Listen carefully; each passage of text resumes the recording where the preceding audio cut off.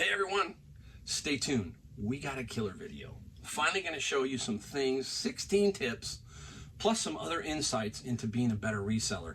How you can take your reselling to the next level. People have been asking me for that video, and now it's time. So stay tuned. It's coming up.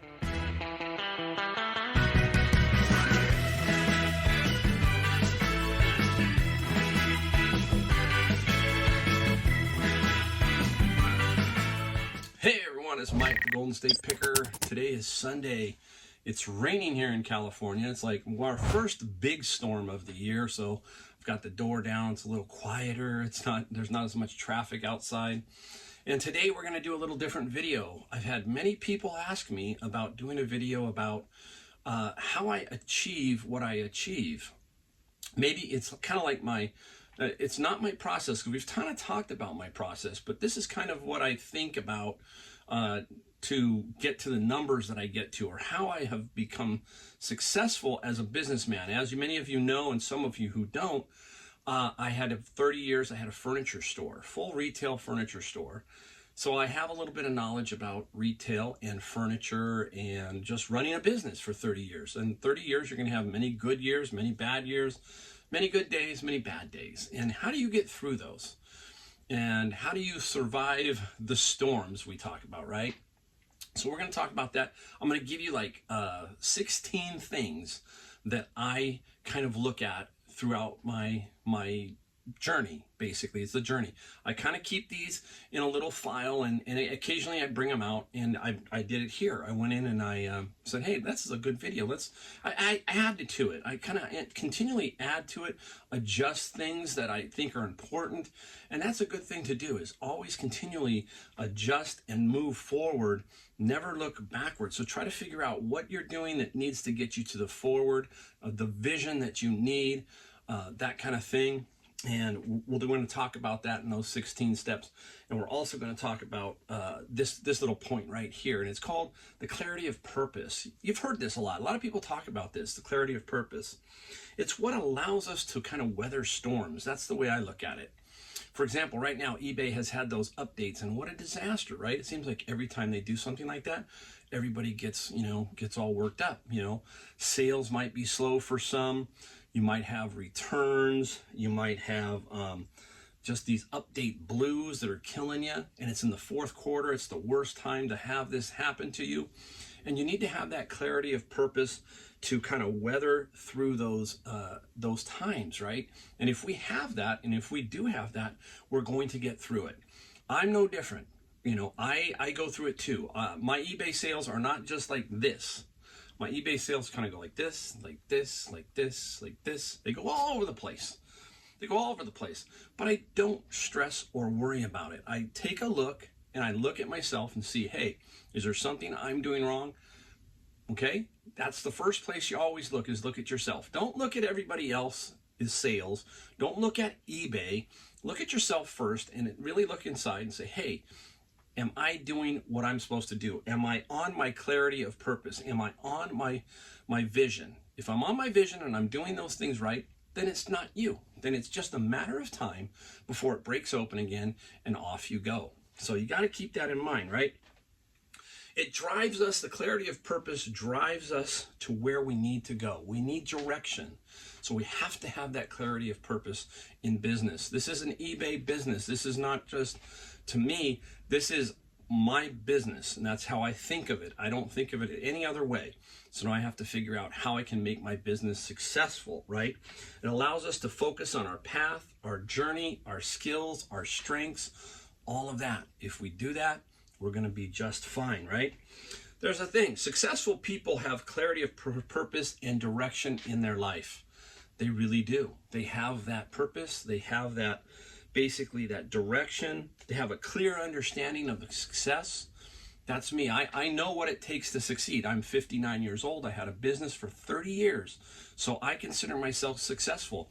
That's not bragging. That's just basically the way I look at myself. If you don't look at yourself that way, you don't have self-confidence, self-esteem, you need all of those things. You need people to help you with those things. You need your family. You need other people to build you up. You need me to build you up.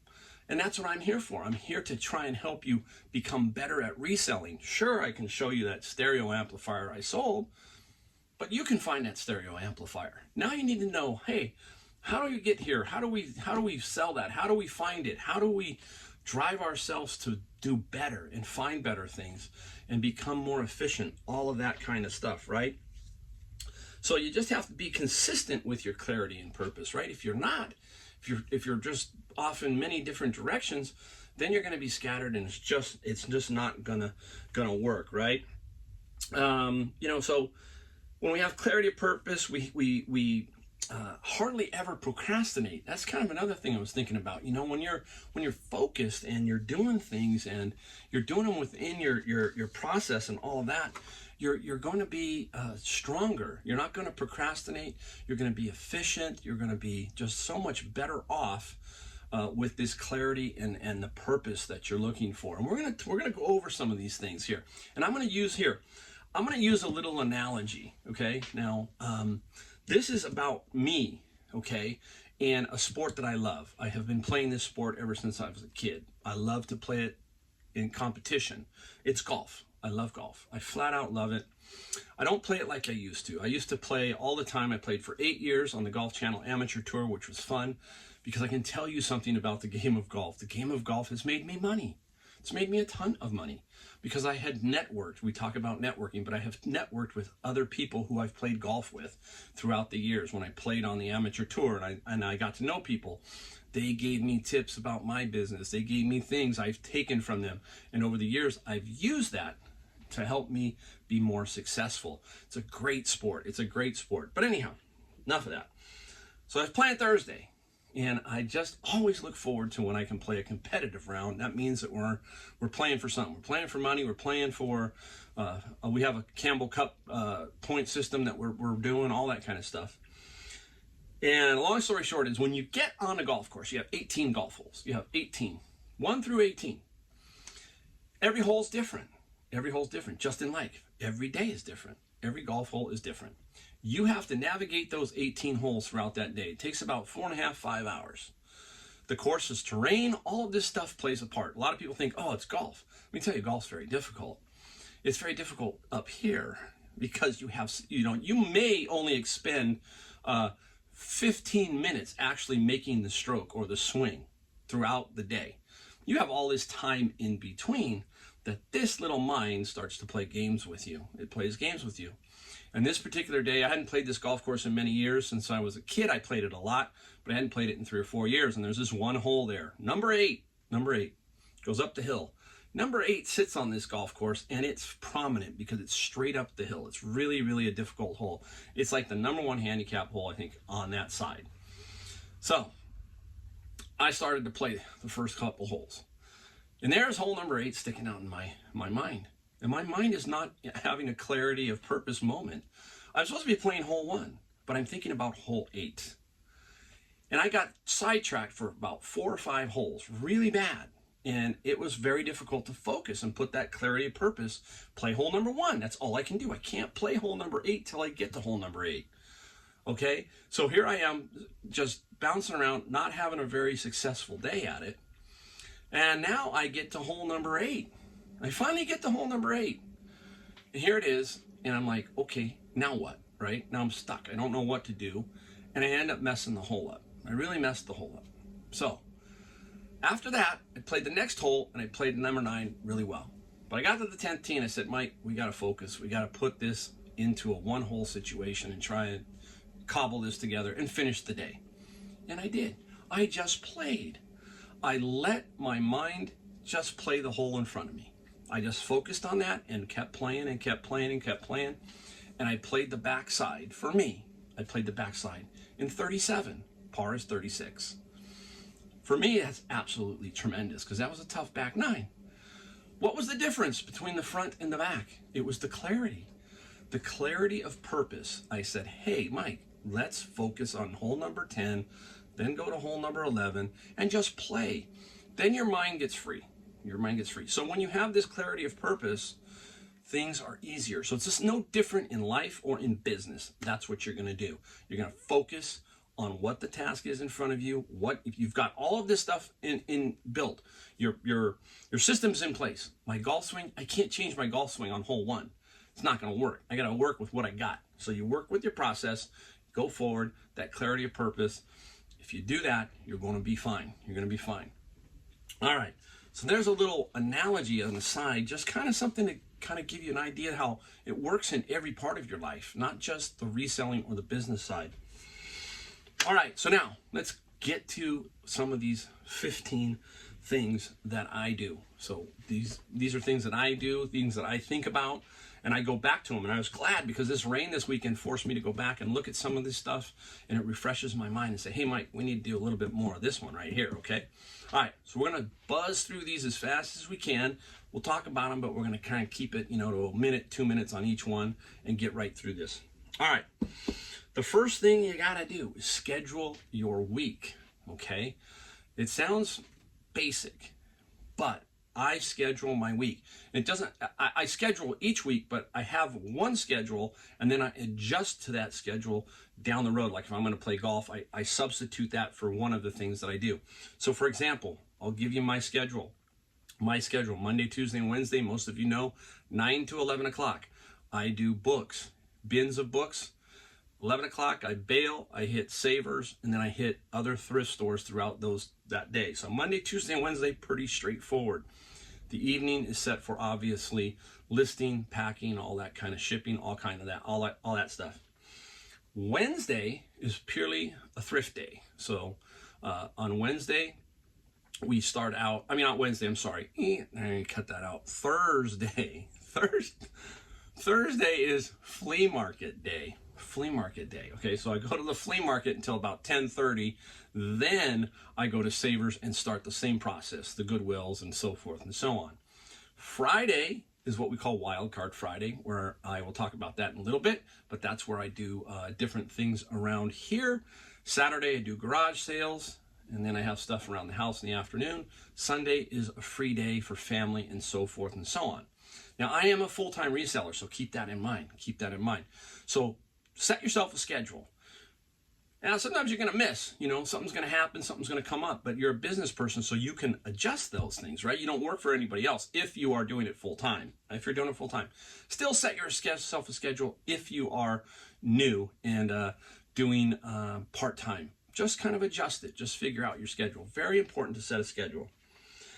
Next is a mentality issue. It is one in, one out. That is the mentality we take. That means we find one item, we sell one item. We're trying to buy and replace. Okay, buy the item, and then the other item sells, and you replace it. Buy and replace. So I only average about 8 to 10 items a day. That's it. I don't average too many more. I focus on the bigger items. So I'm constantly trying to be tough on myself out there. I'm going to buy one item and hopefully I've got 8 sold and I pick up 8. I'm net neutral on building this monster back here. But if you can tell, over the last couple of years, I have built this into about 1,200 items. But about 500 of them to 600 of them are media items like albums and CDs. So it's a little bit different. So when you pick up, like I just did, the 400 CDs, that's 400 items that are going into here, right? That's not a one in, one out, but that's kind of an off thing. We're talking about the bigger items that you find. I have to take this one in, one out mentality. That's kind of how I think about that. All right, the next thing I do is I constantly take notes. Get yourself a journal and always keep it with you. Sometimes I take it into the store, sometimes I don't because I forget it. But I take notes all the time. If I hear something or see something and I want to make a note, I write it down. This is kind of how I built my life. It's always like, okay, hey, I remember this guy telling me this. And if you write it down, instead of trying to remember it, it's much easier. I used to forget all the time. I still forget. My short-term memory is terrible. My long-term memory for me is extremely good, extremely good. But anyhow, so take notes, bring yourself a journal, write down. If you're in the car, it's kind of hard, but if you can, put down a little note. Say, hey, I want to do this. I want to do that. So that's another really good one. All right, this is an interesting one. I take a spin on this. I always kind of like to twist it around. Create a to-don't list. Let me say it again. Create a to-don't list. not a to-do list. Why? This is one of my number one rules if you've been around long enough. Don't buy just to buy. That's important to me. I say it almost every time I walk into the store. Don't buy just to buy. It's good to say that in the grocery store too. You know, you don't get this down here like me. See, I haven't learned that in the grocery store part yet. I'm trying. I kick Coke. Coca-Cola is out of my life. That's gone. That was a good one. So I don't buy just to buy the Coke. I think that was part of my problem. But anyhow, let's get back on track. Don't buy just to buy. That means when you go into the store and there's not a whole lot there and you're wandering around for 20 minutes and you're thinking, what am I going to do? And you just find something to buy and you buy it. No, just ignore it. Move on. You don't need it. Don't buy just to buy. Be focused on making a profit, not on a gamble. And that's probably one of the hardest things to do, is to go into a thrift store and walk out with nothing in your hands. Nothing in your hands. I do it every day. Every day I walk out of stores. I might go to 5 in a row and walk out with nothing. I'm very picky. I mean, I see some of these guys buy stuff and I'm going, wow, man, they're finding all kinds of cool stuff. And I dig a little deeper and I look at some of the photos and I go, oh, well, I might not have picked that one up, you know? So, you know, it just happens. But just don't buy just to buy. All right, here's another one. Do your worst. There you go. How about that? We're going to flip them around. I mean, I don't like that. I always hear do your best. Okay, that's common sense, right? Everybody wants to do their best. But do your worst. And what do I mean by that? Sometimes failures happen and you aren't perfect. It's pretty simple. You're going to fail. You're going to buy stuff you shouldn't have bought. Goes back to don't buy just to buy. But you're going to fail. And you're going to have to just learn from that. Don't worry about it. We don't want to make big mistakes or big failures. But if you have the little ones, that's okay. It's okay. You take that and you file it away. And you keep filing them away. Yeah, you might hit the wall 3 or 4 times. Maybe that 4th time you're going to learn. No. Okay? So, don't be afraid of failure. You hear it all the time. It's going to happen. We can't be perfect. So, that's a pretty straightforward one. All right, now here is probably one of the most important. Now these aren't in any particular order, so I just wanted you to know this is probably the biggest one that I think of. There's 2 in here. I'll mention the other one. It's create a process, and that's the key to this process. It funnels everything to the final goal. Okay, the final vision. I shouldn't use the word goal. I don't like to use that, but it's so common in our language. It's my vision. Okay, it's how I want to get to my vision, my final objective. Now, I don't look at my money all the time, meaning what I sell, all that kind of stuff. I don't sit there and analyze it every single day. Occasionally I go in to see, because eBay forces you to see some of those numbers sometimes. When you click a certain screen, it's just there. I don't. I focus on the process of what I do, Monday through Friday, how I see the store, how I do things. I have a video about that. I'll try and remember to put that up here. How I wander throughout the store. What's my route? What's my routine? I do that. And then I let everything else take care of itself. If you have a great process, at the end is money, okay? Or whatever, profit. I like to think of it as profit. If we chase money and we're just chasing the money, that it usually doesn't work out. It just doesn't work out. But if we put our focus in the process of getting to the profit, you'll be amazed at how much simpler it is when you're just focused on doing what you're doing, instead of saying, gosh, I got to make $100 today, $100 today, $100 today. No. Some days you're going to make 100. Some days you're going to make 200. Some days you make 50. Some make it 500. That'll drive you nuts thinking about that. Just focus on your process. The thing that you do throughout your day and throughout your week, etc., and let the end result be what it is. That's why I don't like to set goals. I don't sit there at the beginning of the year and go, I want to do $250,000 in sales. No. You know why? Because if I hit 250 in November, I might slow down. And then if I don't hit 250 and I hit 200, I say I'm a failure. I didn't do it. I couldn't hit it. No. I don't like that mentality. I like the mentality of let's just let the chips fall where they may. Focus and move forward. That's it. My process will take care of that. At the end of the year, if I do everything, that number is just the number. Next year, I'm probably not going to do what I did this year. I might slow down next year. I'm going to travel, do different things. So I'm not going to worry about that. I'm just going to keep this process rolling, keep it rolling, and that's where we're going to go. All right? All right, next one. Make appointments with yourself. I like this one. What I mean by that is every single week I have one day, which is what I call Wild Card Friday. That's my appointment with myself. That allows me on that particular day to catch up, to do different things that I need to get done, like books, everything else. So I'm setting up myself for the weekend, which is usually garage sales. I want to be clean by Saturday, and then by Sunday, I want to be clean for Monday. I always want to be clean. I always want to be ready to go so I can focus again on that process. So I make appointments with myself, and that means I give myself some time to catch up, that kind of thing. So pretty simple. But I love it. I call it Wild Card Friday because I can do a lot of things on Wild Card Friday, and it has saved me. Believe me, it's not all about thrifting every single day. If you do that, that's when you end up with that massive death pile. You manage to have just way too much stuff. You can't catch up, and it's just like it's just bad, not good. So death pile, I got another video on that somewhere. All right, next one. Take action, not motion. Weird one, right? You ever hear the term, we're going through the motions? That's it. That's what we're talking about here. Somebody says, hey, what are you going to do with that death pile? Well, we're getting to it. We're going to get to it next week. Yep, we're going to get to it. We're working on it. I'm just organizing it. I'm just doing this. In the meantime, in came another 20 items. Okay? So, I mean, this is the truth, right? I mean, this is the truth. So, the motion is it's almost like procrastination. I don't want to say it's that. You have to take action. And I'm always talking about how you will take care of your death pile is motion, right? Action of listing 3 items a day is something different. That's the action we're talking about. So take action, not motion. So we can talk about it all day long, but if we don't do anything or we don't take any action, we're going to be in trouble. So if you've got a death pile, it's time to say, hey, no more motion.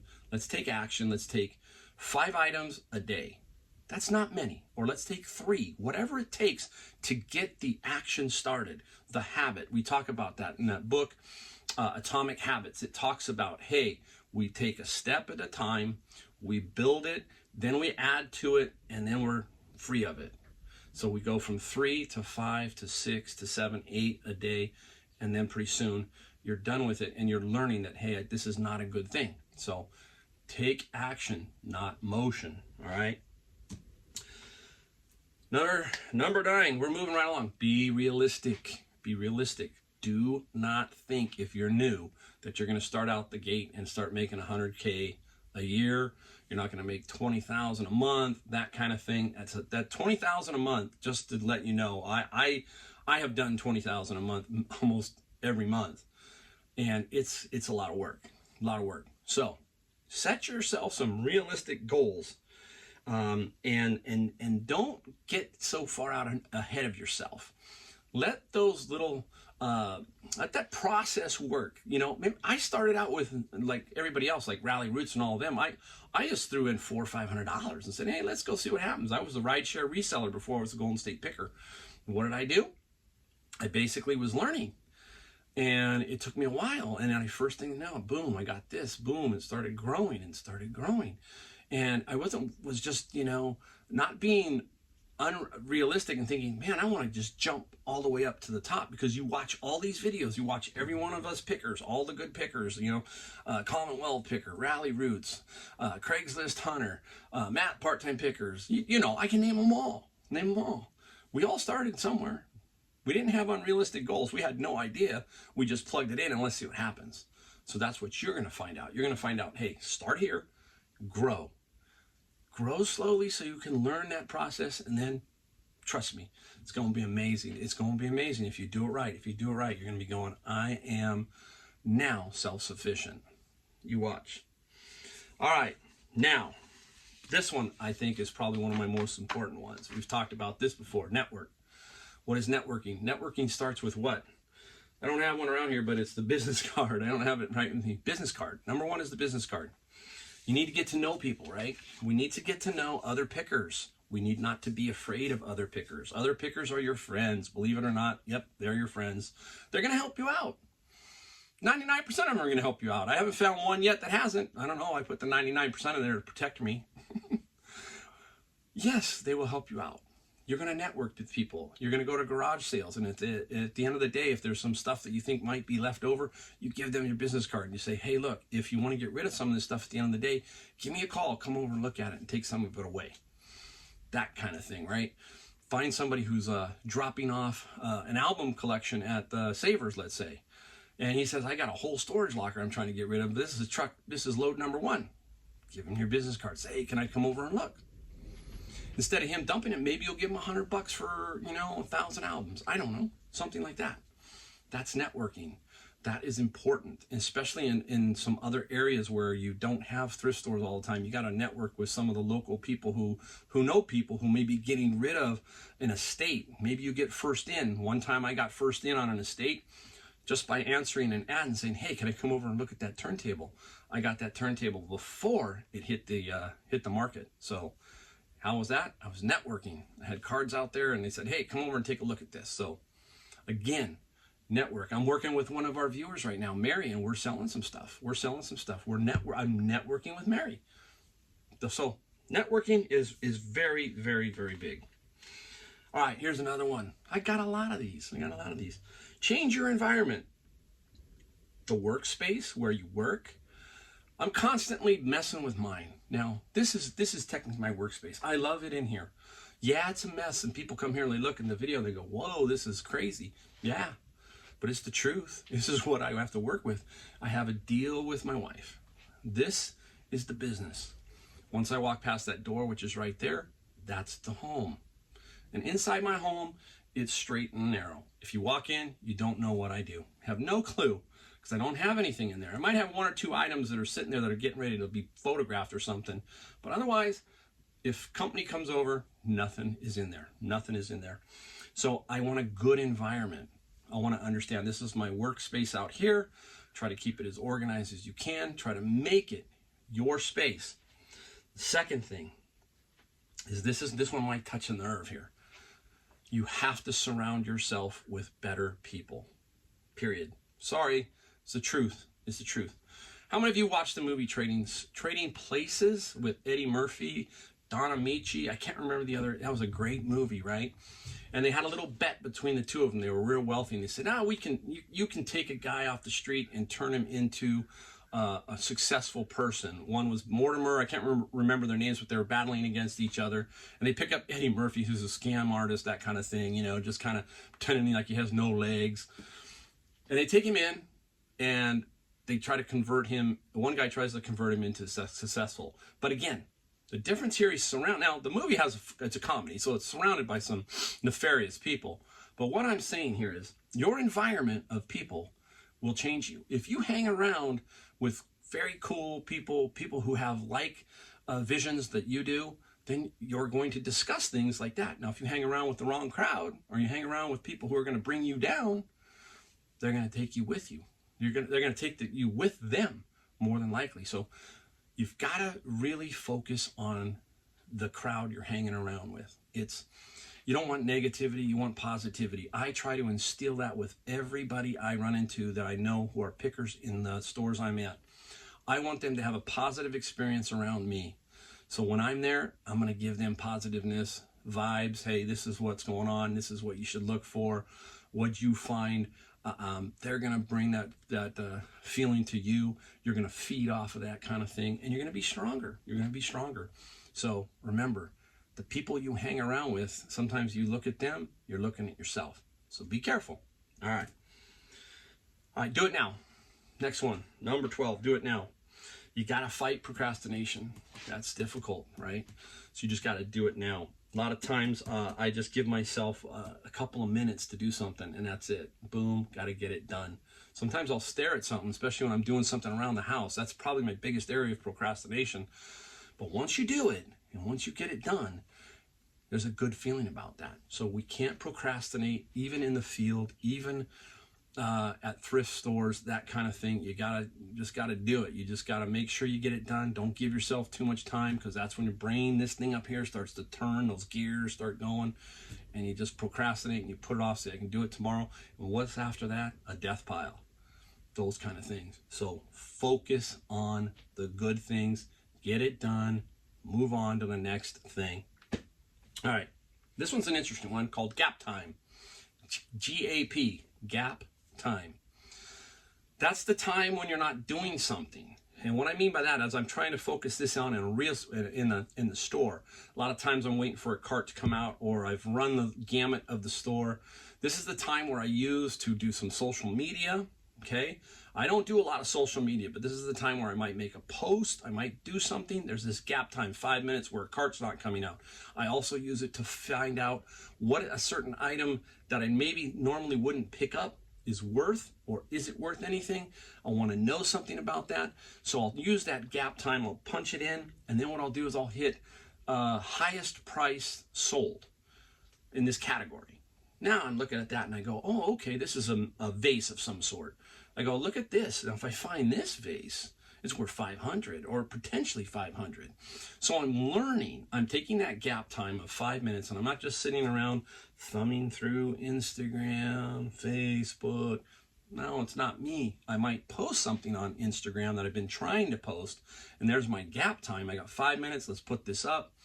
If you see my Instagram, you can log into my Instagram. Not log in, but you can subscribe to my Instagram. I don't post a lot of stuff. I don't pay attention. I do watch other things. I do watch other pickers and so forth and so on, but I don't let them influence me in ways that are bad. I use their influence to help me, to motivate me, that kind of thing. I don't get jealous or envious because, hey, that's just another defeatist attitude. So keep that in mind. We're moving right along. So gap time, don't waste it. Use it. If you're in the stores and you've got some time, use it to learn. 14, visualize. All right, this is a good one. This goes back to clarity. I like to visualize my purpose 5, 10, 15 years, 1 year. Set yourself a visualization. My visualization right now is my wife is retiring next July. We want 2 things after that. I want to go to Disney World with her, and I want to go to Hawaii. Those are the 2 things. So that's my visualization right now, is that. It's not, I want to make another $10,000. No, I want to visualize on those 2 things. Those are good things to visualize. So that's what I'm thinking about. That's how I'm trying to get to that particular point. So visualize yourself 5, 10, 15 years out. If it's to become a full-time reseller, then visualize that. Put that up there as a good thought. Don't say I got to get there in a year. Just say, I'm going to put this out. My visualization here is I want to be a reseller. I want to be a full-time reseller. Put the process in place, boom, off you go. Before you know it, you might get there sooner than you think. And if you don't, you still got there. If you're still doing it, visualize. You can't pass that up. It's very, very important, okay? It's kind of my philosophy is don't chase money. Chase memories. Don't chase money. Focus on only what you can control. Okay, I can't control eBay right now. They frustrate me to no end. They frustrate a lot of people. I can't do anything there. I mean, I can sit there and scream and yell at them, which I did in one video. I can say, hey, this is not cool. But now I got to take control and figure out, okay, how can I make it better? So that these guys, I don't want to call them names or anything, but eBay, that they've screwed it up, but I don't want to screw it up. So I take control. Take responsibility. You control that. You control everything else. Don't let anybody else, control you. It's really simple. It's not that hard. Take control. Get the steering wheel. Put it down the middle. There you go, right? In control. All right. We've got 2 to go. I'm going to give you a bonus at the end. It's kind of a little odd thing, but this one is find the opportunities. Number 16, great one. Find the opportunities. Goes back to networking a little bit. Get out there and find these opportunities. They're not going to come to you. Sometimes they drop there, you know, it seems like, wow, but you probably already created something that gave you that opportunity. So go out and find them. They don't find you. You've got to go to thrift stores. You got to go to flea markets, garage sales. You got to do that. You've got to find the opportunities. And once you find the opportunities, they're going to start coming to you a little bit more, right? Boom. Something's going to drop in your lap and they're going to find you. So find the opportunities and work from there. All right, we got one last one. It's the bonus. It's the bonus.